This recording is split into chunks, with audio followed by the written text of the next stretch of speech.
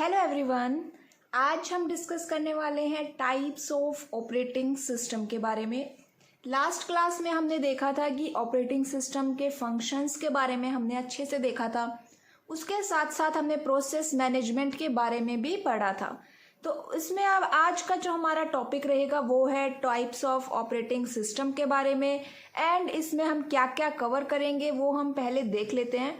हम batch operating system के बारे में पढ़ेंगे, non multi programming operating system, multi processing operating system, symmetric और एसिमेट्रिक मल्टी प्रोसेसिंग क्या होती है, दोनों में क्या डिफरेंस है, मल्टीटास्किंग ऑपरेटिंग सिस्टम क्या है, प्रिमिटिव और non primitive multitasking operating system क्या होता है, कंटेक्स्ट स्विचिंग क्या है, time sharing, distributed operating system, client server और पीयर टू पीयर सिस्टम क्या होते हैं।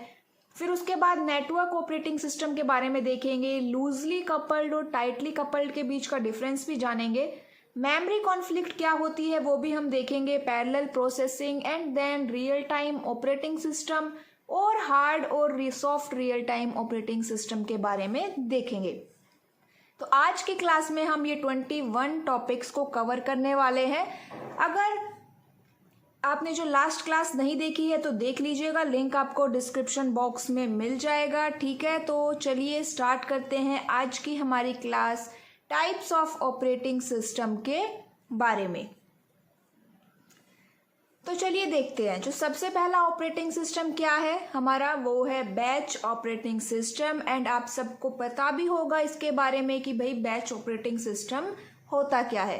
चलिए हम इसको इस डायग्राम के थ्रू देखते हैं जो आपके सामने आपको दिखाई भी दे रहा है। इसमें आपको दिखाई दे रहा है कि एक साइड में बहुत सारी जॉब है। यहाँ पे क्या है देखिए, जॉब्स है, फिर जॉब 1, जॉब 2 और job n number of jobs है यहाँ पे। उसके बाद क्या है, एक हमारे पास ऑपरेटर या हम कहें ऑपरेटिंग सिस्टम है। फिर ये जो ऑपरेटर या ऑपरेटिंग सिस्टम है इसने क्या किया, इन जॉब को सेम काइंड ऑफ जॉब को बैचेस में कन्वर्ट कर दिया। क्या बना दिए इसने, बैचेस बना दिए। फिर ये बैच किसके पास जाते हैं, ये बैच भाई सीपीयू के पास या कंप्यूटर के पास जाते हैं एग्जीक्यूशन के लिए। ठीक है, तो ये है बैच ऑपरेटिंग सिस्टम की वर्किंग कि भाई हमारे पास n नंबर ऑफ जॉब होती है, ऑपरेटिंग सिस्टम उन जॉब को सिलेक्ट करता है, बैचेस बनाता है, सेम काइंड ऑफ जॉब्स का बैच बनता है। फिर वो बैचेस जो है कहाँ जाते हैं, हमारे सीपीयू के पास जाते हैं और सीपीयू उनको 1 बाय 1 एग्जीक्यूट करता है। ठीक है, इतनी बात समझ में आ गई। देखिए ये पॉइंट्स में भी हमने लिखा हुआ है कि यहाँ पे आपने देखा कि जो ऑपरेटिंग सिस्टम है और जो सीपीयू है वो डायरेक्टली इंटरेक्ट नहीं कर रहे हैं। देखो ऑपरेटिंग सिस्टम कहाँ है और सीपीयू कहाँ है। दूसरी बात, यहाँ पे जो सिमिलर टाइप ऑफ जॉब्स, मतलब कि जो जॉब का सेम प्रकार होगा ना, सेम टाइप की होंगी, उनका बैच एक बनेगा। ठीक है, people were used to having a single computer which was called a mainframe. ये मेन फ्रेम कंप्यूटर में उस टाइम पे यूज होती थी। उसके बाद देखिए कि access is given to more than 1 person, they submit their respective jobs to the system for execution. मतलब कि एक से ज़्यादा यूज़र इसमें काम कर सकते हैं। ठीक है, जो सिस्टम है वो क्या करेगा, वो सारी जॉब को क्यू में रख देगा और फिर फर्स्ट कम फर्स्ट सर्व के बेसिस पे उनको एग्जीक्यूशन के लिए भेजा जाएगा। तो कौन सी यहाँ पे प्रिंसिपल यूज होता है, यहाँ पे यूज होता है फर्स्ट कम फर्स्ट सर्व। मतलब जो जॉब पहले एंटर की है उसी जॉब को पहले सीपीयू मिलेगा। फिर जिस यूजर की जो आउटपुट है, उसने जो इनपुट दी थी उसके अकॉर्डिंग उसकी जो आउटपुट है वो उसको कलेक्ट कर लेगा। ठीक है, अब आगे देखते हैं। The purpose of this operating system was to transfer control from one job to another as soon as the job was completed. मतलब क्या कह रहा है कि जैसे ही एक जॉब का काम खत्म हो जाए, वो जो प्रोसेसर है उसका कंट्रोल कहाँ चला जाए, दूसरी जॉब के पास चला जाए। ठीक है, उसका जो कंट्रोल है अब वो प्रोसेसर किसी दूसरी जॉब को मिल जाए। ये ध्यान से देखिए, इसके अंदर एक नई टर्म है रेजिडेंट मॉनिटर। क्या टर्म है भाई, रेजिडेंट मॉनिटर। और ये रेजिडेंट मॉनिटर कहाँ होता है, ये मेन मेमोरी के एक हिस्से में ये मॉनिटर स्टोर होता है। और इस रेजिडेंट मॉनिटर में क्या होता है भाई, it contained a small set program, ठीक है। और जो मेन मेमोरी के एक हिस्से में ये मॉनिटर होता है और जो दूसरा हिस्सा बच गया, दूसरे हिस्से में क्या होगा, दूसरे हिस्से में जो यूजर ने जो जॉब दी है ना, सर्विसिंग जॉब, वो रहेंगी, ठीक है। तो मेन मेमोरी को दो पार्ट्स में डिवाइड किया जाता है। यहाँ पे एक पार्ट में मॉनिटर रहता है और दूसरे पार्ट में यूजर का प्रोग्राम एरिया रहेगा। अब इन डायग्राम को देखिए एक बार। यहाँ पे जॉब्स है बहुत सारी, ठीक है, जॉब है, सेम काइंड ऑफ जॉब है। फिर बैच बना दिए यहाँ पे, जॉब 1 जॉब 2 के ऐसे बैचेस बन गए यहाँ पे। ऑपरेटिंग सिस्टम वहाँ से चूज करेगा उसको जो भी बैच चाहिए, जिसका भी टर्न है, first come first serve basis के ऊपर वो चूज करेगा, सिलेक्ट करेगा और उसको किसको दे देगा, वो सीपीयू को दे देगा। कहाँ दे देगा, वो सीपीयू को दे देगा, ठीक है। फिर उसके बाद उसका जैसे ही काम खत्म हुआ, ऑपरेटिंग सिस्टम फिर दूसरी जॉब को सिलेक्ट करेगा या दूसरे बैच को सिलेक्ट करेगा। इस तरह से ये वर्किंग होती है। ऑपरेटिंग सिस्टम और सीपीयू का यहाँ पे डायरेक्टली कनेक्शन नहीं है, डायरेक्टली वो कनेक्ट नहीं कर रहे हैं। अब मॉनिटर के बारे में देखो यहाँ पे, जैसे ये मेन मेमोरी है मेरी, कौन सी मेमोरी है यहाँ पे, मेन मेमोरी है। और मेन मेमोरी को दो पार्ट्स में डिवाइड किया गया। एक पार्ट में मॉनिटर रहेगा, रेजिडेंट मॉनिटर, और दूसरे पार्ट में कौन रहेगा, यूजर प्रोग्राम एरिया। जो यूजर ने जो प्रोग्राम बनाए हैं ना, सबमिट किए हैं, उसके लिए वो स्पेस रिजर्व हुआ। मॉनिटर के अंदर कुछ प्रोग्राम्स होते हैं, कौन कौन से, देखो जैसे इंटरप्ट प्रोसेसिंग है, device driver, job sequencing, control language, ये सारे प्रोग्राम्स मॉनिटर स्टोर करके रखता है। और जो यूजर प्रोग्राम एरिया है उसमें उसके वो जॉब है जो वो सबमिट करवाना चाह रहा है। एडवांटेजेस के बारे में अगर बात कर ली जाए तो यहाँ पे मल्टीपल यूजर्स जो है शेयर कर सकते हैं बैच सिस्टम को, एक साथ वो अपनी जॉब को दे सकते हैं। यहाँ पे जो आइडल टाइम है बैच सिस्टम के लिए वो बहुत ही कम है, मतलब कि वो हर वक्त बिजी ही रहेगा। Idle time for batch system is very less. It is easy to manage large work repeatedly in batch system. मतलब अगर बहुत सारा ज़्यादा काम है हमारे पास और वो रिपीट हो रहा है ना, तो बैच सिस्टम उसके लिए बेस्ट है। कि आप बैच सिस्टम में क्या है, सेम काइंड ऑफ जॉब बन जाती है, तो उसके लिए ये बेस्ट है। यहाँ पे एक बात ये देखिएगा, जो फोर्थ पॉइंट है, जो प्रोसेसर है ना बैच सिस्टम का, उसको पता होगा कि कौन सी जॉब कितने टाइम के लिए एग्जीक्यूट हो रही है और वो कितने टाइम के लिए क्यू में रहेगी। ये सब बातें उसको पता होगी। डिसएडवांटेज जो इसमें है वो स्टारवेशन की प्रॉब्लम यहाँ पे अकर होती है। अब ये डायग्राम देखो, जैसे ये जॉब है, एक इसमें ऑपरेटिंग सिस्टम है। ऑपरेटिंग सिस्टम में जॉब 1 को सिलेक्ट करके सीपीयू को दे दिया, ठीक है। और ये सीपीयू के पास एक इनपुट आउटपुट से भी ये कनेक्ट है, ठीक है। अब यहाँ पे देखो स्टारवेशन की प्रॉब्लम क्या है कि जॉब 1 जो है, मान लेते हैं जॉब 1 का टाइमिंग, प्रोसेसिंग टाइमिंग हम क्या मान लेते हैं, कोई टाइमिंग मान लो, जैसे 10 सेकेंड मान लो। तो अगर ऑपरेटिंग सिस्टम ने ऐसी जॉब जिसका बहुत ज़्यादा टाइमिंग है सीपीयू को होल्ड करने का, उसको सीपीयू दे दिया, तो जो बाकी जो रिमेनिंग जॉब बच गई वो क्या करेंगी, वो वेट करेंगी एक लंबे समय के लिए। वो क्या करती रह जाएंगी, वेट। और ये फर्स्ट कम फर्स्ट सर्व के बेसिस पे काम करता है। तो जैसे जैसे नई जॉब आती जाएंगी वो इसमें जो वेटिंग क्यू में ऐड होती जाएंगी। अब ये एक बार फिर से देखो, अगर हम इस तरह कहें कि जैसे जॉब 1 है उसको 20 सेकेंड का उसका टाइमिंग है, जॉब 2 का 2 सेकेंड है और जॉब n का 3 सेकेंड है। लेकिन जॉब 1 पहले आई थी तो ऑपरेटिंग सिस्टम ने जॉब 1 को सीपीयू को दे दिया, फर्स्ट कम फर्स्ट सर्व के बेसिस पे उसने सीपीयू को दे दिया। अब जॉब 1 ने सीपीयू को दे दिया, सीपीयू को होल्ड कर लिया। जो बाकी जॉब 2 है उनका टाइमिंग तो उनको सिर्फ 2 सेकेंड और 3 सेकेंड ही चाहिए था ना, लेकिन फिर भी उनको बहुत लंबे टाइम के लिए वेट करना पड़ेगा जब तक कि जॉब 1 का काम खत्म ना हो जाए। तो इस चीज को क्या कहते हैं, स्टारवेशन। दूसरा जो डिसएडवांटेज है वो क्या है कि भाई ये इंटरेक्टिव नहीं है। इंटरेक्टिव नहीं है का क्या मतलब हुआ कि मान लो अगर कोई प्रोग्राम है जिसमें यूज़र इनपुट की रिक्वायरमेंट है कि मुझे 2 नंबर एंटर करवाने हैं, तो ये जो यूज़र इनपुट की जो रिक्वायरमेंट हुई ना, इस टाइप के प्रोग्राम इस बैच ऑपरेटिंग सिस्टम में काम नहीं देते, ठीक है। थर्ड पॉइंट के बारे में देख लीजिए। इस सेकंड पॉइंट में वही एग्जांपल लिखा हुआ है, आप देख भी सकते हो। जो मैंने बोला है वही सेम मैंने यहाँ पे, ऐसा कुछ एक्स्ट्रा नहीं है जो मैंने यहाँ पे नहीं लिखा हो, सारे मेन पॉइंट्स मैंने यहाँ पे लिखे भी हैं। थर्ड है कि भाई कॉस्टली है और हार्ड टू डीबग है। एग्जाम्पल है पेरोल सिस्टम और बैंक स्टेटमेंट। तो ये था बैच ऑपरेटिंग सिस्टम। एक बार हम इसको देख लेते हैं कि हमने क्या क्या पढ़ा।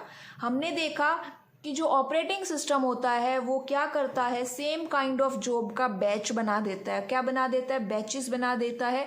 फिर उन बैचेस को फर्स्ट कम फर्स्ट सर्व के बेसिस पे सीपीयू को एग्जीक्यूशन के लिए दे दिया जाता है। ठीक है, जो यूज़र है उसने जो इनपुट दी थी उस इनपुट के अकॉर्डिंग उसको जो आउटपुट मिली है वो उसको कलेक्ट कर लेगा। मेन फ्रेम कंप्यूटर्स में यूज़ होता था, ये होता है। ठीक है, ये था बैच ऑपरेटिंग सिस्टम। सॉरी, बार बार में प्रोसेसिंग आ रहा है। एंड इसके अंदर दो पार्ट्स है। एक जो मेन मेमोरी है वो रेजिडेंट मॉनिटर में डिवाइड की जाती है। दूसरा जो मेन मेमोरी है उसमें वो बाकी जो सर्विसिंग जॉब होती है वो होती है। रेजिडेंट मॉनिटर के पास कुछ ना कुछ सेट ऑफ प्रोग्राम्स होते हैं। ठीक है, एडवांटेजेस में देखा कि हमने ये मल्टीपल यूजर्स जो शेयर कर सकते हैं, आइडल टाइम बहुत ही कम होता है, इजी टू मैनेज है ये, प्रोसेसर को पता होता है कि कितने टाइम के लिए वो क्यू में रहेगा। डिसएडवांटेजेस क्या है? स्टारवेशन की प्रॉब्लम अकर होती है, मतलब कि एक जॉब जो जिसका काफ़ी ज़्यादा प्रोसेसिंग टाइम है उसको सीपीयू अलॉट हो गया है, तो बाकी जो रिमेनिंग जॉब है उनको एक लंबे समय के लिए वेट करना पड़ रहा है, वो है स्टारवेशन की प्रॉब्लम। ये इंटरेक्टिव नहीं है, कॉस्टली है और डीबग करना भी काफ़ी मुश्किल है। एग्जाम्पल थे पेरोल सिस्टम और बैंक स्टेटमेंट। तो ये था हमारा बैच ऑपरेटिंग सिस्टम। अब हम देखते हैं मल्टी प्रोग्रामिंग ऑपरेटिंग सिस्टम के बारे में, और साथ ही हम देखेंगे कि non multi programming operating system भी क्या होता है। तो सबसे पहले हम जनरल देखते हैं कि स्टार्टिंग में होता क्या है। इस डायग्राम को देखिए, नीचे एक डायग्राम है नीचे। अब इसमें क्या है? जॉब पुल है, मतलब इसके अंदर सारी जॉब को मैंने यहाँ पे रखा हुआ है इस जॉब पुल के अंदर। अब यहाँ पे थोड़ा सा इस डायग्राम में करेक्शन कीजिएगा कि जो ऑपरेटिंग सिस्टम है ना, यहाँ पे क्या ऑपरेटिंग सिस्टम वो यहाँ से जॉब को सिलेक्ट करेगा।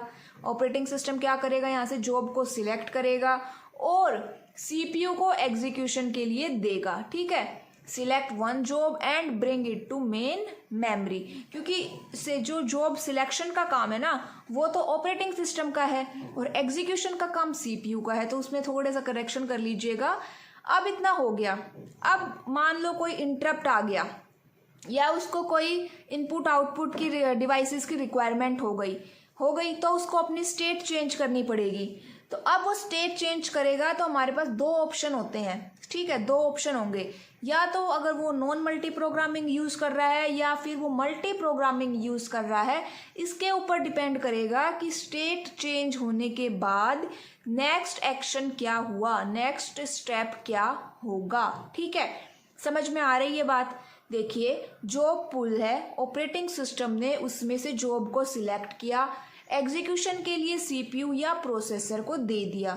अब उस जॉब को में कोई इंटरप्ट आ गया, कोई हाई प्रायोरिटी वाली जॉब आ गई या फिर उसको किसी इनपुट आउटपुट डिवाइस की रिक्वायरमेंट है, तब उसको अपनी स्टेट चेंज करनी पड़ेगी। मतलब अगर आपने प्रोसेस मैनेजमेंट को ध्यान से पढ़ा था तो उसमें मैंने बताया था कि स्टेट कैसे चेंजेस होती हैं, टोटल कितनी स्टेट होती है, तो हमने वहाँ पे देखा था। अब मान लो कि non multi programming operating system है हमारा, तब क्या होगा? जैसे ही उसने जॉब ने स्टेट चेंज की, सीपीयू को छोड़ा और दूसरे काम करने के लिए अपनी स्टेट को चेंज किया, उस टाइम पे वो सीपीयू क्या रहेगा? आइडल, मतलब कि सीपीयू क्या हो गया? फ्री हो गया। अब सीपीयू कोई काम नहीं करेगा, सीपीयू बस उस जॉब का वेट करता रहेगा कि कब वो जॉब आए और कब वो अपना काम फिर से स्टार्ट करे। तो क्या मतलब हुआ कि आधे से ज़्यादा टाइम तक तो सीपीयू फ्री ही रहा, खाली रहा, है ना, उसके पास कुछ था ही नहीं काम करने के लिए, वो सिर्फ वेट करता रहा। इसी चीज़ को कम करने के लिए सीपीयू टाइम का मैक्सिमाइज करने के लिए मल्टी प्रोग्रामिंग आई।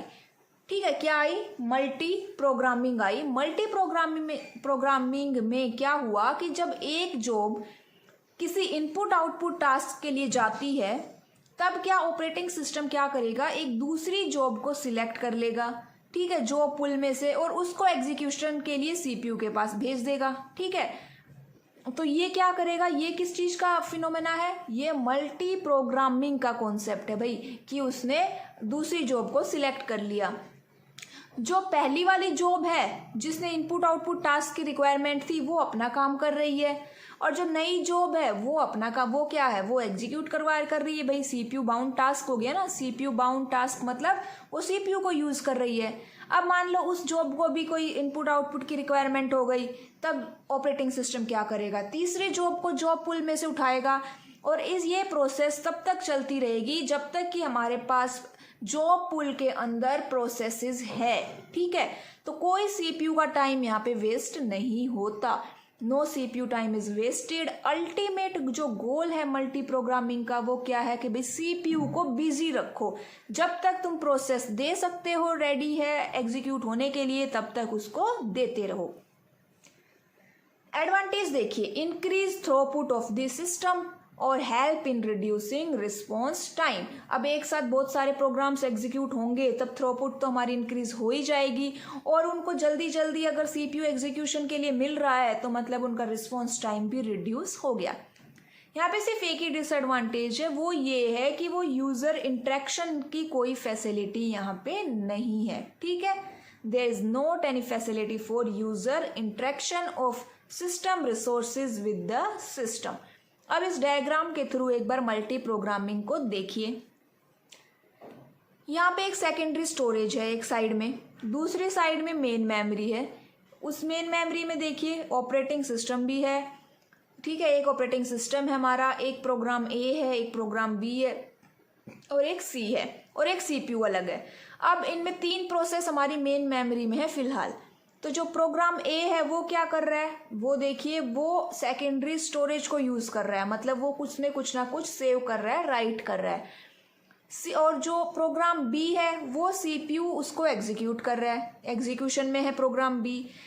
प्रोग्राम सी वेट कर रहा है सीपीयू के लिए कि कब प्रोग्राम बी का काम खत्म हो और सी को सीपीयू मिले।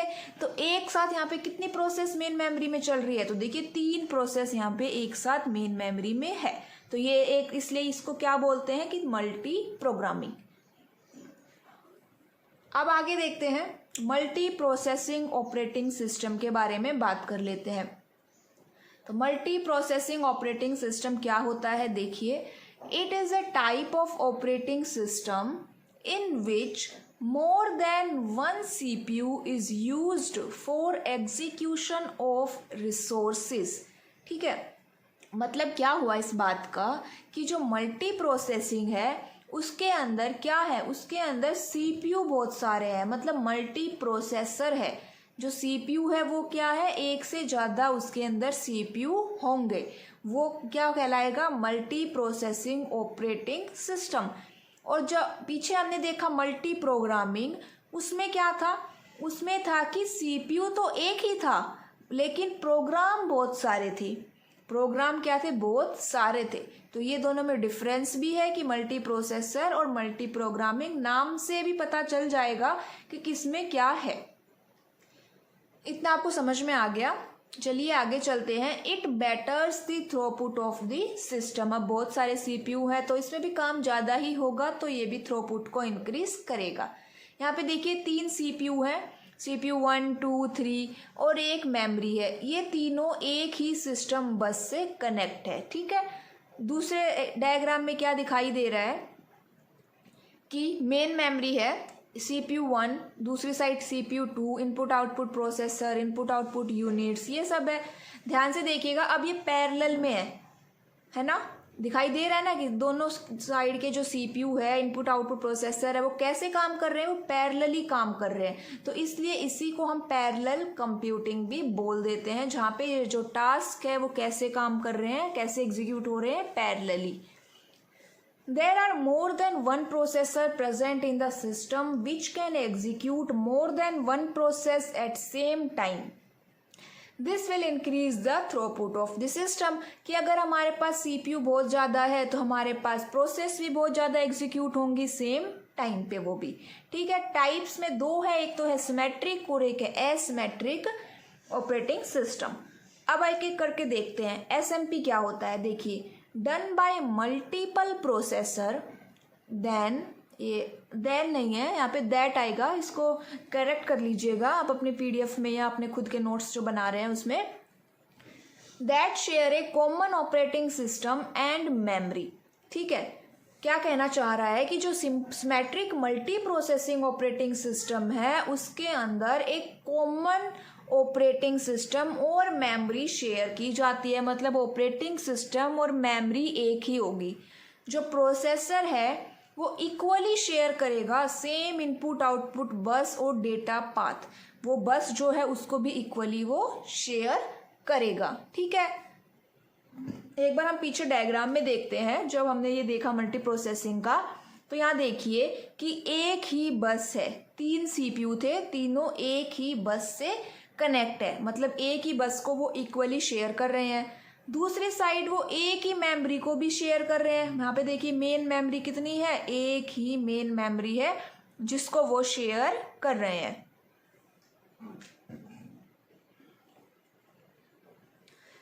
तो चलिए आगे देखते हैं।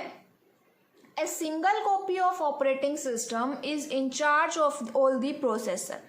मतलब कि यहाँ पे ऑपरेटिंग सिस्टम एक ही है। ठीक है, वो एक ही ऑपरेटिंग सिस्टम सभी सीपीयू सभी प्रोसेसर को मैनेज करेगा। जो एसएमपी सिस्टम है are better suited for online transaction processing. सबसे ज़्यादा कहाँ यूज हो रहे हैं वो, ऑनलाइन ट्रांजैक्शन में वो यूज हो रहे हैं, ऑनलाइन ट्रांजैक्शन में यूज हो रहे हैं और टाइम शेयरिंग सिस्टम और मल्टी थ्रेडिंग सिस्टम में भी यूज हो रहे हैं। इस डायग्राम को और देखिए, यहाँ पे पैरेलली काम कर रहे हैं। देखो पैरेलल प्रोग्रामिंग हो रही है। 4 सीपीयू हैं, उधर 4 प्रोसेस एग्जीक्यूट हो रही है। एक जो सिस्टम बस है वो कॉमनली इक्वली वो शेयर कर रहे हैं। तो यहाँ पे ये क्या हो रहा है, यहाँ पे ये पैरेलल प्रोग्रामिंग हो रही है। ठीक है, नीचे एक और डायग्राम है। देखिए डायग्राम के थ्रू ज़्यादा समझाने की कोशिश कर रही हूँ क्योंकि लिखने में बहुत ज़्यादा नोट्स पहले से ही बन रहे हैं एंड आप इनकी वर्किंग को आराम से खुद भी लिख के आ सकते हैं। इसीलिए मैंने सिर्फ डायग्राम मेंशन किया है जिससे कि आप वर्किंग को अपनी लैंग्वेज में लिख सकें। अब इसको देखिए, ये जो दूसरा डायग्राम है इसमें भी बहुत सारे प्रोसेसर है, इनपुट आउटपुट डिवाइसेस है और शेयर्ड मेमोरी है। किसके साथ शेयर कर रहे हैं, एक कॉमन बस जो सिस्टम बस है उसको ये यहाँ पे यूज कर रहे हैं। सिस्टम बस क्या है, एक ही है। इनपुट आउटपुट डिवाइसेस भी शेयर कर रहे हैं और सिस्टम जो हमारी शेयर्ड मेमोरी भी है। ठीक है, अब बात करते हैं एएमपी, एसिमेट्रिक मल्टी प्रोसेसिंग। ठीक है, इसके अंदर क्या होता है, देखिए इसके अंदर भी 2 और मोर प्रोसेसर होते हैं लेकिन वो होल्डेड बाय 1 मास्टर प्रोसेसर। मतलब एसएमपी के जैसे इसके अंदर भी प्रोसेसर तो ज़्यादा होते हैं लेकिन वो क्या करते हैं, उनको मास्टर जो एक उसमें एक मास्टर प्रोसेसर होता है वो उनको हैंडल करता है।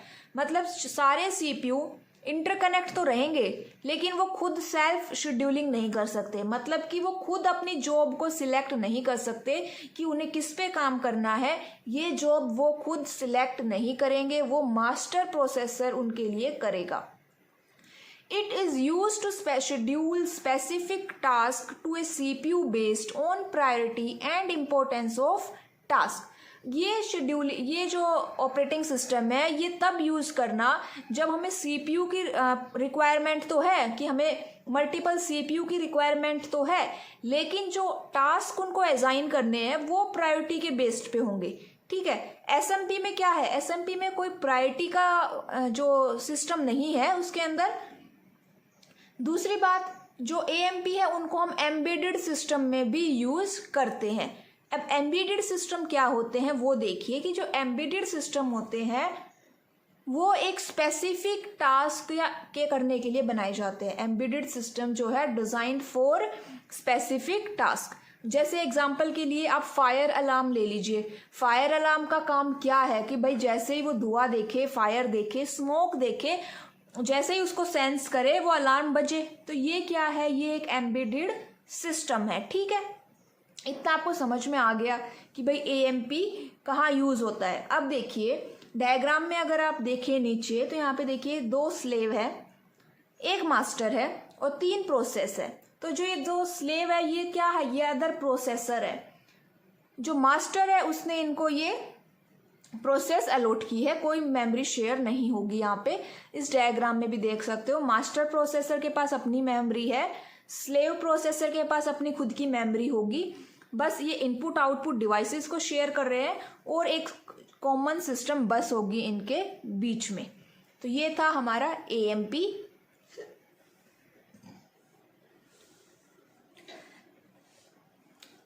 तो इतना आपको अगर समझ में आ गया है तो हम आगे चलते हैं। कोई प्रॉब्लम है तो आप कमेंट बॉक्स में कमेंट करके बता सकते हैं कि यहाँ पे जो मास्टर प्रोसेसर है वो इन स्लेव के लिए क्या करता है, प्रोसेस को असाइन करवाता है।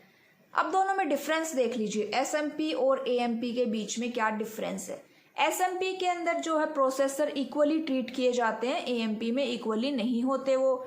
इसके अंदर जो टास्क होता है ऑफ ऑपरेटिंग सिस्टम वो इंडिविजुअल प्रोसेसर खुद करता है, जबकि एएमपी में जो टास्क होते हैं वो मास्टर प्रोसेसर करता है। ठीक है, एसएमपी में सभी प्रोसेसर एक दूसरे के साथ कम्युनिकेट करते हैं और एक मेमोरी को बाय ए शेयर्ड मेमोरी कम्युनिकेट करते हैं। एएमपी में कोई कम्युनिकेशन नहीं होता क्योंकि सब कुछ मास्टर प्रोसेसर ही कंट्रोल करता है। एसएमपी के अंदर जो प्रोसेस होती है वो रेडी क्यू से सिलेक्ट की जाती है, लेकिन जो एएमपी है उसके अंदर मास्टर स्लेव अप्रोच यूज होती है। मतलब मास्टर चूज करके देगा कौन सी प्रोसेस एग्जीक्यूट करवानी है। वो कॉस्टली है, वो चीपर है, ये कॉम्प्लेक्स टू डिजाइन है, एएमपी इजी है। एसएमपी में जितने भी प्रोसेसर होंगे उन सब का आर्किटेक्चर सेम होगा, एएमपी में ऐसा कुछ जरूरी नहीं है। एसएमपी में सिंक्रोनाइजेशन की भी रिक्वायरमेंट होती है, एएमपी में नहीं होती क्योंकि सब कुछ मास्टर प्रोसेसर ही हैंडल कर रहा है। एसएमपी में अगर कोई फेलियर हो जाए तो जो हमारी सिस्टम की कैपेसिटी है उसमें रिडक्शन होता है। लेकिन इसको थोड़ा ध्यान से सुनिएगा, जो एएमपी है अगर उसके अंदर मास्टर प्रोसेसर फेल हो गया तो अब जो स्लेव प्रोसेसर है ना, स्लेव, वो एग्जीक्यूशन कंटिन्यू रखेगा और वो मास्टर बन जाएगा। अगर वो स्लेव भी फेल हो गया तो जो दूसरा स्लेव प्रोसेसर है वो मास्टर बन जाएगा। तो इस तरह से जो कोई भी कंप्यूटिंग कैपेसिटी में हमारा रिडक्शन नहीं होगा। एसएमपी को हम होमोजेनियस कोर में यूज करते हैं और एएमपी को हम होमोजेनियस और हेट्रोजीनियस दोनों में यूज कर सकते हैं। ठीक है, अब बात करते हैं एडवांटेजेस की। ठीक है, एडवांटेज क्या है भाई, थ्रूपुट इंक्रीज करता है। बहुत सारे प्रोसेसर होते हैं तो एक साथ एक अगर फेल भी हो जाए तो वो दूसरे के एक मिनट सॉरी एक बार फिर से देखते हैं कि अगर बहुत सारे प्रोसेसर है, अगर उनमें से कोई एक फेल भी हो जाए तो हम दूसरे के साथ प्रोसीड कर सकते हैं। इसको रिलायबिलिटी भी बोलते हैं। और डिसएडवांटेज क्या है कि ये जो कॉम्प्लेक्स होता है, ठीक है, सबसे बड़ी इसकी जो डिसएडवांटेज क्या है कि ये it can be more complex and somehow difficult to understand. तो ये क्या था हमारा मल्टी प्रोसेसिंग ऑपरेटिंग सिस्टम। अब हम देख लेते हैं मल्टीटास्किंग सिस्टम के बारे में। तो जो मल्टीटास्किंग है वो एक मल्टी प्रोग्रामिंग ऑपरेटिंग सिस्टम ही है, लेकिन उसके अंदर राउंड रॉबिन जो शेड्यूलिंग एल्गोरिदम है उसकी फैसिलिटी भी दी गई है। अब आप पूछे कि मैम राउंड रॉबिन तो हमने नहीं पढ़ा, तो जो हमारी नेक्स्ट क्लास है वो शेड्यूलिंग एल्गोरिदम के ऊपर ही है, वहां पे हम अच्छे से राउंड रॉबिन को डिस्कस करेंगे। अभी के लिए आप ये जानिए कि इसके अंदर एक टाइम जो है वो दे दिया जाता है हर एक प्रोसेस को। ठीक है, तो वो क्या होती है मल्टीटास्किंग ऑपरेटिंग सिस्टम, जो कि multi programming plus round robin के फीचर्स को लेती है। आगे देखो, it can run multiple programs simultaneously. दो टाइप है इसके, प्रिमिटिव और नॉन प्रिमिटिव मल्टीटास्किंग। मल्टीटास्किंग का डायग्राम देख सकते हो, जैसे कि ब्राउजर ऑपरेटिंग सिस्टम को यूज कर रहा है, वर्ड है, वीएलसी है। यहाँ पे तीन अलग अलग टास्क हमारे सीपीयू को यूज कर रहे हैं। ठीक है, तो ये क्या है मल्टीटास्किंग है। आगे चलते हैं, प्रिमिटिव मल्टीटास्किंग के बारे में अब हम देखते हैं। उससे पहले ये और देख लीजिए कि जो ये logical extension of multi programming system होता है। मल्टीटास्किंग क्या है, वो मल्टी प्रोग्रामिंग का एक लॉजिकल एक्सटेंशन है। और एडवांटेजेस क्या है इसके बारे में कि भाई इसके अंदर मल्टीपल यूजर्स जो है वो होते हैं, और मल्टीटास्किंग ऑपरेटिंग सिस्टम जो है उसका एक वेल डिफाइंड मेमोरी मैनेजमेंट होता है। ठीक है, दो है, मल्टीपल यूजर्स और दूसरा well defined memory management. Disadvantage में क्या है कि जो मल्टीपल प्रोसेसर्स की वजह से हमारा जो प्रोसेसर है वो हर टाइम पे बिजी ही रहेगा। अगर वो ज़्यादा बिजी रहेगा तो मतलब वो ज़्यादा हीट जनरेट करेगा। ये इसका क्या है, डिसएडवांटेज। ठीक है, इतना समझ में आया आपको कि मल्टीटास्किंग ऑपरेटिंग सिस्टम क्या होता है, क्या उसके एडवांटेजेस है, क्या उसके डिसएडवांटेजेस है। तो चलिए अब आगे देखते हैं, प्रीएम्प्टिव मल्टीटास्किंग के बारे में पढ़ते हैं। प्रीएम्प्टिंग का मतलब क्या होता है कि taking the control of the operating system from one process to another, handing it over to another process. कि हमारा जो ऑपरेटिंग सिस्टम है वो अभी जो प्रेजेंटली जो प्रोसेस एग्जीक्यूट हो रही है ना, वो उससे कंट्रोल लेके किसी दूसरे प्रोसेस को कंट्रोल दे देता है। वो क्या हो गया, प्रीएम्प्टिंग हो गई। और हम कह सकते हैं कि इसके अंदर sharing the operating system and resources between multiple task. एक तो कंट्रोल चेंज हो जाता है, दूसरा ऑपरेटिंग सिस्टम और रिसोर्सेज की यहाँ पे शेयरिंग होती है। तीसरी बात देखिए कि जो ऑपरेटिंग सिस्टम है can initiate a context switching from running process to another process. ठीक है, यहाँ पे स्टेट चेंज हो रही है, रनिंग से कहाँ जा रही है, अनदर प्रोसेस। अगर आपने लास्ट क्लास देखी है तो उसमें भी हमने डिस्कस किया था, जब हम प्रोसेस मैनेजमेंट पढ़ रहे थे तो कैसे स्टेट चेंज होती है, कितनी टाइप की स्टेट थी, वो कैसे चेंज होगी और कौन सी क्यू में जाएगा, उनका पीसीबी भी साथ में चेंज करेगा या नहीं, ये सब चीज़ें हमने लास्ट क्लास में देखी थी। ठीक है, और जो ऑपरेटिंग सिस्टम है allows stopping the execution of the current running process and allocating the CPU to other process. इतनी बात आपको समझ में आ गई, इजी सी लैंग्वेज में लिखी हुई है, आप एक बार पढ़ के भी समझ सकते हैं। अब उसने जो है कि भाई कंट्रोल तो दूसरी को दे दिया प्रोसेस को, लेकिन वो कोई ना कोई क्राइटेरिया तो यूज करेगा ना, तभी तो ऑपरेटिंग सिस्टम डिसाइड कर पाएगा कि अभी किस प्रोसेस को कंट्रोल देना है। अब आती है बात नॉन प्रीएम्प्टिव और कोऑपरेटिव मल्टीटास्किंग के बारे में। तो देखिए इसके अंदर कभी भी कंटेक्स्ट स्विचिंग नहीं होगी, क्योंकि कभी भी वो रनिंग प्रोसेस से दूसरी प्रोसेस में नहीं जाएगा। A context switch occurs only when the processes voluntarily yield controlled periodically or when idle or logically blocked to allow multiple applications to execute simultaneously। ये context switch की definition है कि मतलब कि कह रहा है कि कोई प्रोसेस या तो अपनी मर्जी से शिफ्ट कर रही है चेंजेस, या कोई इंटरप्ट आ जाए, या ब्लॉक हो रही है वो किसी दूसरे इनपुट आउटपुट डिवाइस की वजह से, इस वजह से कंटेक्स्ट स्विच हो सकता है। अब दूसरी अगर हम कहें भाषा में कि कंटेक्स्ट स्विच क्या होता है भाई, तो it is a procedure that a computer CPU follows to change from one task to another while ensuring that task do not conflict.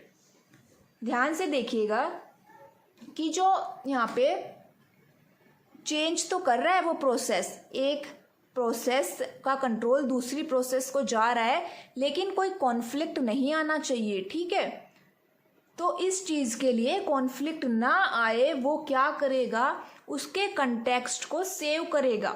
याद है हमने पीसीबी जब देखा था लास्ट क्लास में और प्रोसेस एट्रीब्यूट्स के बारे में पढ़ा था, तो उस टाइम पे भी मैंने बड़ी अच्छे से बताया था कि कैसे कंटेक्स्ट को सेव किया जाता है।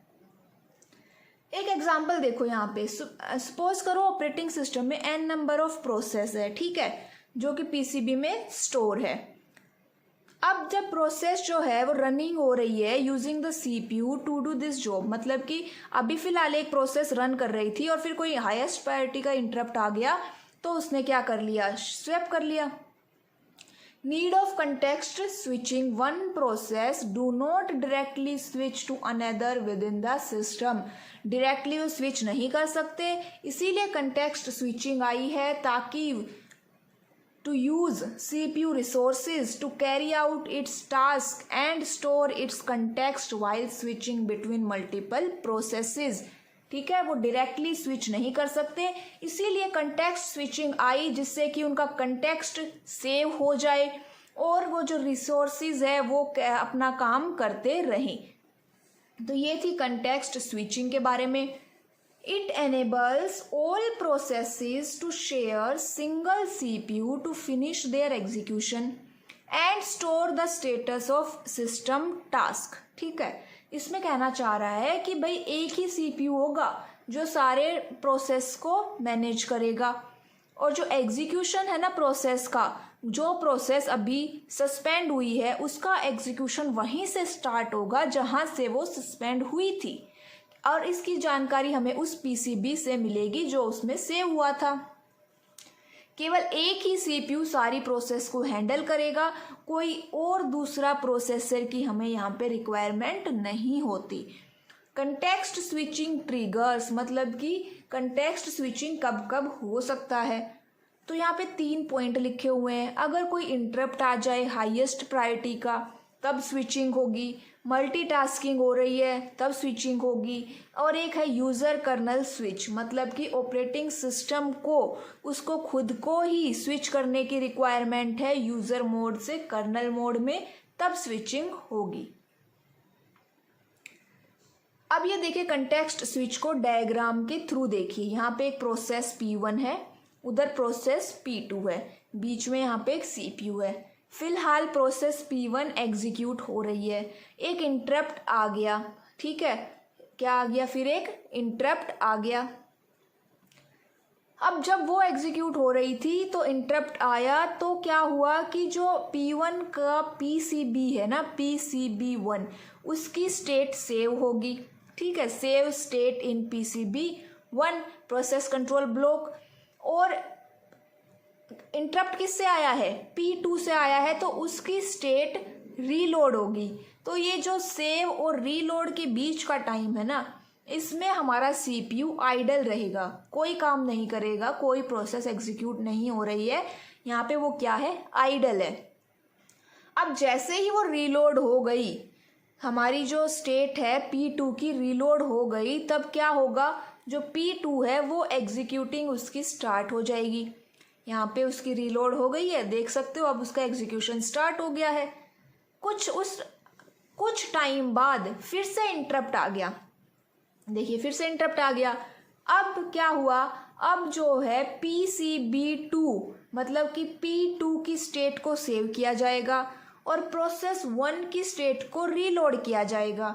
फिर से वो सेविंग और रीलोडिंग में आइडल है, यहाँ पे दोनों साइड में ही वो आइडल रहेगा। अब जैसे ही रीलोड हो गई, जैसे ही वो, अब यहाँ पे देखिए सिर्फ वो, जैसे ही वो रीलोड हो गई, वो क्या करेगा, एग्जीक्यूट करेगा प्रोसेस P1 को। तो क्या बात समझ में आई कि जब प्रोसेस से स्टेट जो है वो सेव हो रही है और रीलोड हो रही है ना, तो उस बीच में CPU आइडल रहता है, आइडल रहा। जब वो रीलोड हो जाती है उसके बाद वो एग्जीक्यूशन स्टार्ट करता है। ठीक है, तो ये क्या हुआ, कंटेक्स्ट स्विचिंग। अब दोनों के बीच में डिफरेंस देख लेते हैं। एक आता है प्रिमिटिव मल्टीटास्किंग और कोऑपरेटिव मल्टीटास्किंग। तो जो प्रिमिटिव मल्टीटास्किंग है ना, उसमें इंटरप्ट आ सकता है कोई ना कोई, ठीक है, कोऑपरेटिव में नहीं आएगा। प्रिमिटिव के अंदर कंटेक्स्ट स्विच अकर होगा और जो कोऑपरेटिव है उसके अंदर कभी भी कंटेक्स्ट स्विच नहीं आएगा। प्रिमिटिव का एग्जांपल है Unix, Windows 95, Windows NT operating system, और कोऑपरेटिव के हैं Macintosh operating system version 8, Windows 3.x। ठीक है, इतना आपको समझ में आ गया कि भाई कंटेक्स्ट स्विच क्या होता है। तो चलिए 1 मिनट का ब्रेक ले लेते हैं, ठीक है, फिर आगे स्टार्ट हम करते हैं।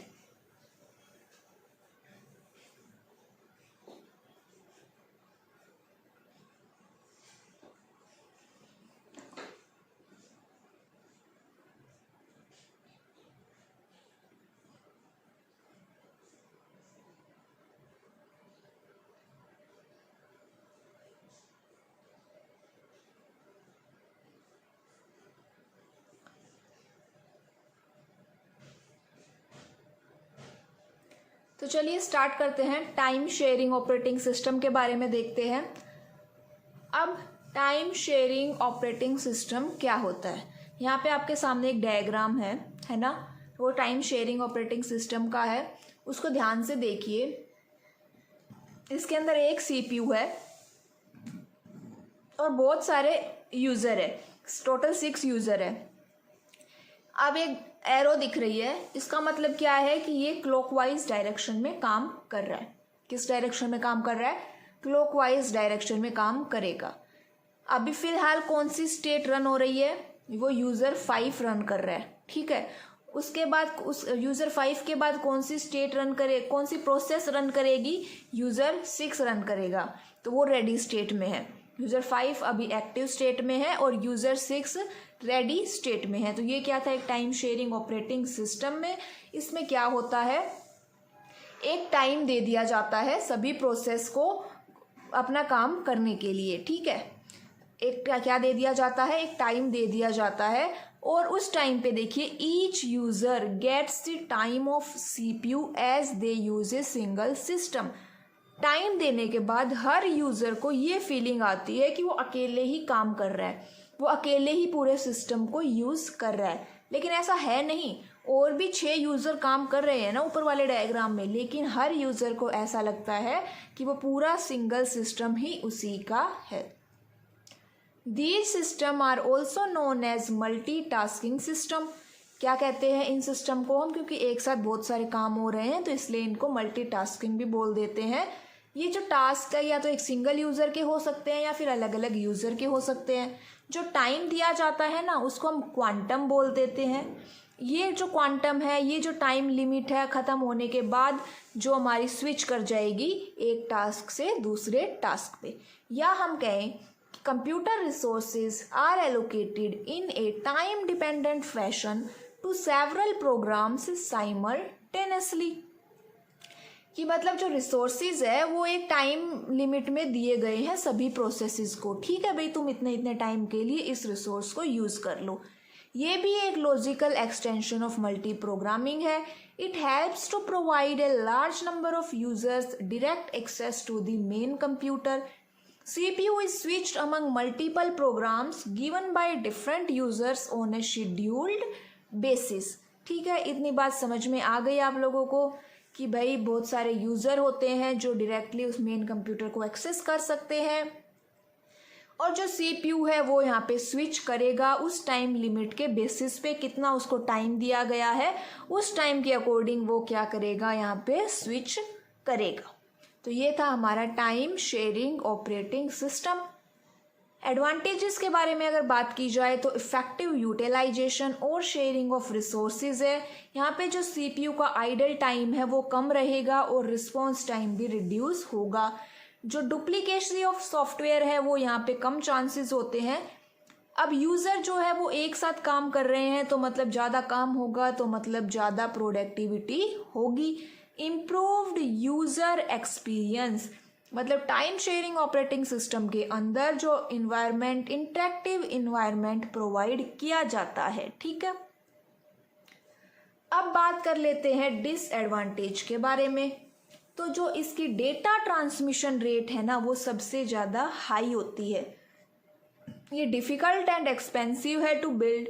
सिक्योरिटी और इंटीग्रिटी की भी प्रॉब्लम आएगी क्योंकि बहुत सारे यूज़र एक साथ काम कर रहे हैं तो हर यूज़र का अपना एक डेटा होगा और उस डेटा की सिक्योरिटी और इंटीग्रिटी को भी मैनेज करना पड़ेगा। रिलायबिलिटी का भी इशू आ सकता है यहाँ पे, ठीक है, रिलायबिलिटी की प्रॉब्लम भी हो सकती है। हाई ओवरहेड, मतलब कि बहुत ज़्यादा बर्डन भी आ सकता है। कॉम्प्लेक्सिटी है, सिक्योरिटी रिस्क है जैसे कि यूज़र एक्सेस, ऑथेंटिकेशन और ऑथराइजेशन, ये सारे रिस्क भी यहाँ पे आ सकते हैं। तो ये था हमारा टाइम शेयरिंग ऑपरेटिंग सिस्टम। इसके एग्जाम्पल देख लीजिए। अभी फर्स्ट है IBM VMCMS। ये 1972 में इंट्रोड्यूस किया गया था और आज की डेट में भी यूज़ हो रहा है। ये वर्चुअल मशीन एनवायरनमेंट प्रोवाइड करता है। दूसरा है टाइम शेयरिंग ऑप्शन, ये भी एक टाइम शेयरिंग ऑपरेटिंग सिस्टम है। IBM ने इसको 1960 में इंट्रोड्यूस किया था। IBM system 360 main frame computer के लिए। थर्ड है विंडोज टर्मिनल सर्विस, ये भी एक टाइम शेयरिंग ऑपरेटिंग सिस्टम है that allows multiple users to access a Windows server remotely. अब हम देखेंगे डिस्ट्रीब्यूटेड ऑपरेटिंग सिस्टम के बारे में। तो चलिए देखते हैं, ये जो डिस्ट्रीब्यूटेड ऑपरेटिंग सिस्टम है, ये जो आज की डेट में, आज की जो टेक्नोलॉजी में एक काफ़ी एडवांसमेंट है, ठीक है, मतलब कि काफ़ी एडवांस फीचर है, काफ़ी एडवांस्ड ऑपरेटिंग सिस्टम है ये, जो क्योंकि आज की जो टेक्नोलॉजी है, नेटवर्किंग की टेक्नोलॉजी है, उसको ये यूज़ करता है। इस ऑपरेटिंग सिस्टम के अंदर बहुत सारे जो कंप्यूटर्स होते हैं, इंटरकनेक्टेड कंप्यूटर्स होते हैं, वो एक दूसरे के साथ कम्युनिकेट करते हैं यूजिंग ए कम्युनिकेशन नेटवर्क। तो यहाँ पे कंप्यूटर्स कैसे कनेक्ट हो रहे हैं? एक कम्युनिकेशन नेटवर्क को यूज़ करके, शेयर करके। और जो ये इंडिपेंडेंट सिस्टम है ना, दीज इंडिपेंडेंट सिस्टम जो अभी कनेक्ट हो रहे हैं, उन सब के पास खुद की एक मेमोरी होगी और खुद का एक CPU होगा। इनको हम लूजली कपल्ड सिस्टम भी कह देते हैं। अब टाइटली कपल्ड और लूजली कपल्ड में क्या अंतर है, ये हम आगे देखेंगे। अभी के लिए आप ये देखिए कि डिस्ट्रीब्यूटेड जो है वो लूजली कपल्ड सिस्टम होता है। These system processor differ in size and function, मतलब कि ये जो प्रोसेसर यूज हो रहे हैं ना, ये सब अलग अलग साइज के अलग अलग फंक्शंस कर सकते हैं। In this operating system, one user can access the file or software which are not actually present on his system, but some other system connected with the system network. तो इस point में क्या कहने की बात हो रही है, तो इस डायग्राम को देखिए, ये बहुत चार, यहाँ 1 2 3 4 5 है, यहाँ पे CPU मेमोरी है सबके पास अपनी, कम्युनिकेशन नेटवर्क से यहाँ पे सभी कनेक्ट है। मान लीजिए कि ये जो सेकंड वाला है, इसके पास एक फाइल है F1, जो फर्स्ट है यहाँ पे उसको ये F1 फाइल यूज़ करनी है, लेकिन ये फाइल F1 के पास उस सिस्टम के पास नहीं है। फिर भी ये सिस्टम F1 फाइल को यूज़ कर सकता है क्योंकि ये नेटवर्क से कनेक्ट है, ठीक है। तो इस तरह से यहाँ पे ये अपनी रिसोर्सेज की शेयरिंग कर सकते हैं। Remote access is enabled within the devices connected in that network. This system is not installed on a single machine. It is divided into parts and these parts are loaded on different machine. A part of the distributed system is installed on each machine to make their communication possible. तो यहाँ पे है कि भाई ये जो system है ना, वो अलग अलग मशीन्स पे इंस्टॉल रहेंगे, ठीक है। जरूरी नहीं है एक ही मशीन पे इंस्टॉल हो, लेकिन हर मशीन पर डिस्ट्रीब्यूटेड सिस्टम का एक पार्ट इंस्टॉल रहेगा जिसकी हेल्प से वो सब कम्युनिकेशन बना सके। तो इतनी बात आपको समझ में आ गई। चलिए आगे चलते हैं एडवांटेजेस के बारे में। देखो, रिसोर्स की शेयरिंग होती है, फास्ट है भाई, ड्यूरेबल है, फॉल्ट टॉलरेंट है। फॉल्ट टॉलरेंट का मतलब क्या हुआ कि अगर किसी एक सिस्टम में फेलियर आ भी गया तो बाकी सिस्टम पे कोई फ़र्क नहीं पड़ता। ईमेल यहाँ पे यूज़ किया जा सकता है डेटा एक्सचेंज के पर्पज़ के लिए। और delay in data processing reduces, यहाँ पे डिले भी बहुत ही कम होता है। डिसएडवांटेज की बात करी जाए तो यहाँ पे प्रोटोकॉल्स यूज़ होते हैं कम्युनिकेशन नेटवर्क में। अब प्रोटोकॉल्स यूज़ होंगे तो कॉस्ट हमारी थोड़ी सी बढ़ जाती है। अगर मेन नेटवर्क ही फेल हो गया तो पूरा कम्युनिकेशन भी बंद हो जाएगा। एक डिस्ट्रीब्यूटेड सिस्टम को बनाने के लिए अभी तक कोई भी एक ऐसी लैंग्वेज डिफाइन नहीं हुई है जिसकी हेल्प से हम वो डिस्ट्रीब्यूटेड सिस्टम को बना सके, ठीक है। ये जो डिस्ट्रीब्यूटेड सिस्टम है वो काफ़ी एक्सपेंसिव है, इसीलिए जल्दी से अवेलेबल भी नहीं होते। सॉफ्टवेयर जो इनके अंदर यूज़ किए जाते हैं वो बहुत ही कॉम्प्लेक्स होते हैं और उनको समझना भी थोड़ा डिफ़िकल्ट होता है। एग्जाम्पल है लोकस और सोलरिस और मैकिन्टोश। ये भी एक एग्जाम्पल है या डायग्राम है, देखिए terminal, file server, computer node, dB server, work station, ये सब किससे कनेक्ट है? एक नेटवर्क से। ये सब एप्लीकेशंस है जहाँ जहाँ पे भी डिस्ट्रीब्यूटेड सिस्टम यूज़ हो रहा है। आप देख सकते हैं, एक नज़र मार सकते हैं, जैसे internet, distributed, grid computing, data computing, ये सारी एप्लीकेशंस है यहाँ पे जहाँ जहाँ पे हमारा डिस्ट्रीब्यूटेड सिस्टम को यूज़ किया जा रहा है। अब बात कर लेते हैं टाइप्स के बारे में। तो देखिए टाइप में है, एक क्लाइंट सर्वर है, पीयर टू पीयर है, मिडलवेयर है। कई कई जगहों पे आपको 3 टायर और एन टायर भी दिख जाएगा, ठीक है, हम इनके बारे में भी बात करेंगे। तो क्लाइंट सर्वर जो है वो यहाँ पे क्या है? टाइटली कपल्ड ऑपरेटिंग सिस्टम है। जब हम आगे नेटवर्क ऑपरेटिंग सिस्टम के बारे में बात करेंगे तो उसके भी 2 टाइप है, क्लाइंट सर्वर और पीयर टू पीयर, ठीक है। ये सेम आपको डिस्क्रिप्शन तो यही है क्लाइंट सर्वर और पीयर टू पीयर का, जैसा अभी हम देख रहे हैं दोनों में वो वैसा ही है। तो क्लाइंट सर्वर देखिए ये क्या है? टाइटली कपल्ड है। कहाँ यूज होता है? Multi processor homogeneous multi computers में यूज होता है। इसके अंदर जो सर्वर है वो एक सेंट्रलाइज्ड सर्वर की तरह काम करता है, क्योंकि सारी क्लाइंट्स की रिक्वेस्ट को वही अप्रूव करता है।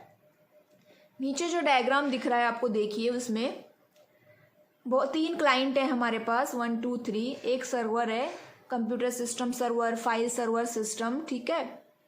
और ये किससे कनेक्ट है? नेटवर्क से कनेक्ट है। तो क्लाइंट ने क्या किया? क्लाइंट ने रिक्वेस्ट भेजी हमें नेटवर्क के थ्रू सर्वर को, और सर्वर ने क्या दिया? उसको रिस्पॉन्स दिया। तो ये था हमारा क्लाइंट सर्वर मॉडल। 2 कंपोनेंट होते हैं इसमें, सर्वर एक ही होगा पर क्लाइंट बहुत सारे हो सकते हैं। अब बात कर ली जाए पीयर टू पीयर के बारे में, तो इसमें होते हैं नोड्स। ये जो डिवाइसेस दिख रहे हैं ना आपको, इनको नोड बोलते हैं, और सभी आपस में एक दूसरे से इंटरकनेक्ट होते हैं। ये लूजली कपल्ड सिस्टम होता है। It is implemented in computer network application because it contains a bunch of processors and they are not shareable memories और क्लॉक्स एज वेल। इसके अंदर कोई मेमोरी वगैरह शेयर नहीं की जाती है, ठीक है। हर एक प्रोसेसर की अपनी खुद की एक लोकल मेमोरी होती है, और ये जो प्रोसेसर्स होते हैं वो एक कम्युनिकेशन मीडिया के थ्रू कनेक्ट होते हैं। वो मीडिया फिर चाहे कोई बस हो सकती है या फिर कोई टेलीफोन लाइन, और इन जो टास्क जो है ये किन को डिस्ट्रीब्यूट किए जाते हैं? नोड्स के बीच में। मिडलवेयर क्या होता है कि एक इंटरऑपरेबिलिटी देती है, ये इंटरऑपरेबिलिटी की एप्लीकेशन सर्विस देती है। इसका मतलब क्या है कि जो एप्लीकेशंस होती है ना, एक सिस्टम में जो एप्लीकेशन यूज हो रही है दूसरा उसको यूज कर सकता है, मतलब ट्रांसफर कर सकता है। These applications are capable of transferring all data to each other, मतलब जितने भी डेटा है वो एक दूसरे के साथ शेयर कर सकते हैं, ट्रांसफर कर सकते हैं। 3 टायर क्या है? जैसे क्लाइंट सर्वर क्या था? 2 टायर था। क्लाइंट सर्वर कौन सा मॉडल है? क्लाइंट सर्वर 2 टायर मॉडल है, और 3 टायर क्लाइंट सर्वर मॉडल भी होता है। इस 3 टायर के अंदर क्या होता है कि जो एक इंटरमीडिएट टायर ऐड हो जाता है। ये इंटरमीडिएट टायर क्लाइंट की सारी इंफॉर्मेशन अपने पास रखता है, जबकि जो 2 टायर है उसके अंदर क्लाइंट ही अपनी इंफॉर्मेशन स्टोर करके रखता है, ठीक है। और ये ज़्यादातर ऑनलाइन एप्लीकेशंस में यूज़ किया जाता है। अब बात कर लेते हैं एन टायर के बारे में। तो ये एंटरप्राइजेस के में यूज़ होता है। व्हेन ए सर्वर और application has to transmit request to other enterprise services on the network, N tier system are used. बात करेंगे अब नेटवर्क ऑपरेटिंग सिस्टम के बारे में। तो यहाँ पे 4 क्लाइंट है, देखिए एक फाइल सर्वर है, और ये सभी क्लाइंट फाइल सर्वर से कनेक्ट है। यहाँ पे क्या यूज़ होगा भाई? यहाँ पे सॉफ्टवेयर होगा, सॉफ्टवेयर के साथ साथ प्रोटोकॉल्स भी होंगे to communicate with each other computers via a network conveniently and cost effectively is called network operating system. Software के साथ साथ क्या होंगे? इसके अंदर प्रोटोकॉल्स होंगे। टाइप्स क्या है? क्लाइंट सर्वर और peer to peer. Client server tightly coupled है, peer to peer loosely coupled होता है। नेटवर्क ऑपरेटिंग सिस्टम भी टाइटली कपल्ड होता है। These systems run on a server and provide the capability to manage data, users group, security, application and other networking functions. These type of operating system allow shared access to files. मतलब क्या हो रहा है यहाँ पे, sharing हो रही है फाइल्स की, प्रिंटर्स की, security, applications and other networking functions over A small private network. Loosely coupled और टाइटली कपल्ड के बीच का डिफरेंस देखते हैं। जो लूजली कपल्ड है उसमें एक डिस्ट्रीब्यूटेड मेमोरी होती है, ठीक है, लो डेटा रेट होती है, मॉड्यूल्स जो है वो MTS के थ्रू कनेक्ट होते हैं, मैसेज ट्रांसफ़र सिस्टम, ये चीपर होता है, कोई मेमोरी कॉन्फ्लिक्ट इसमें नहीं आएगा, low degree of interaction between task, distributed operating system में ये यूज़ होता है, डायरेक्ट कनेक्शन होता है between processor and input output devices. Tightly coupled में एक शेयर्ड मेमोरी होती है, डेटा रेट भी हाई होती है, IMIN, IOPIN, ISIN से ये कनेक्ट होते हैं, ये कॉस्टली होते हैं, इनमें मेमोरी कॉन्फ्लिक्ट आता है, ठीक है। मेमोरी कॉन्फ्लिक्ट क्या होता है हम आगे देखेंगे। इंट्रैक्शन भी हाई डिग्री का होता है, इसके अंदर पैरेलल प्रोसेसिंग में यूज़ होता है, और जो डायरेक्ट कनेक्शन यहाँ पे नहीं होता, IO पिन की हेल्प से कनेक्शन होता है। अब मेमोरी कॉन्फ्लिक्ट के बारे में देख लीजिए। मेमोरी कॉन्फ्लिक्ट का मतलब है एक सेम लोकेशन पे जब बहुत सारे रीड ऑपरेशन हो रहे हैं तब मेमोरी कॉन्फ्लिक्ट नहीं आता, क्योंकि वो रीडिंग है, रीडिंग से कोई इफेक्ट नहीं पड़ता। लेकिन सेम ही लोकेशन पे, सेम वेरिएबल पे, एक ही टाइम पे अलग अलग ऑपरेशन परफॉर्म किए जा रहे हैं, तब वो मेमोरी कॉन्फ्लिक्ट होता है। जैसे M लोकेशन है और X वेरिएबल है, तो X +5 भी हो रहा है और X -5 भी हो रहा है, सेम ही टाइम पे हो रहा है, तो ये क्या है, एक मेमोरी कॉन्फ्लिक्ट है। इतनी बात आपको समझ में आ गई। अब बात करते हैं पैरेलल प्रोसेसिंग के बारे में। तो देखिए, parallel processing is capable of data processing to achieve faster execution time. किस लिए है, faster execution time. Processing is divided among multiple processors that work on a single task. मतलब बहुत सारे मल्टीपल प्रोसेसर होंगे जो काम क्या कर रहे हैं, एक ही काम कर रहे हैं, इसीलिए उनका एग्जीक्यूशन टाइम फास्ट हो जाता है। जबकि जो डिस्ट्रीब्यूटेड है ना, उसके अंदर processing is distributed among multiple nodes connected by a network. अब बात कर ली जाए एडवांटेजेस के बारे में। तो देखिए, जो सर्वर है वो हाईली स्टेबल होना चाहिए, सिक्योरिटी भी इसमें होनी चाहिए, होती है, मतलब न्यू टेक्नोलॉजी और अपग्रेडेशन इजी होता है, server access is possible remotely. Disadvantage क्या है, कॉस्टली हो जाता है सर्वर, कई बार सेंट्रल लोकेशन के ऊपर डिपेंड करती है, मेंटेनेंस और अपडेट चाहिए रेगुलरली।